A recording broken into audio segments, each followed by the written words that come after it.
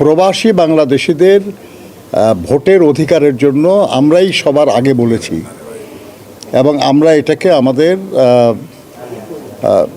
দেশনেত্রী বেগম খালেদা জিয়ার ভিশন 2030, বিএনপির 27 দফা কর্মসূচি এবং আন্দোলনরত সব দলগুলির সঙ্গে মিলে আমরা যে 31 দফা কর্মসূচি ঘোষণা করেছিলাম এই দাবি তার অন্তর্ভুক্ত ছিল।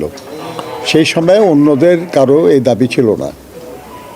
যাই হোক, এখন আমরা মনে করি যে যেহেতু আল্লাহর মেহেরবানিতে আমাদের দাবিটা আদায় হয়েছে, নির্বাচন কমিশন প্রবাসীদেরকে ভোটার করার জন্য উদ্যোগ নিয়েছে এবং সেই উদ্যোগটা বেশ কার্যকর ইন দি সেন্স যে যাদের এনআইডি আছে শুধু তারা না, ওনারা বিভিন্ন দেশে লোক পাঠিয়েছেন নতুন করে এনআইডি দিয়ে তাদেরকে ভোটার করার উদ্যোগ নিয়েছেন তারা। আমরা ধন্যবাদ জানাই নির্বাচন কমিশনকে।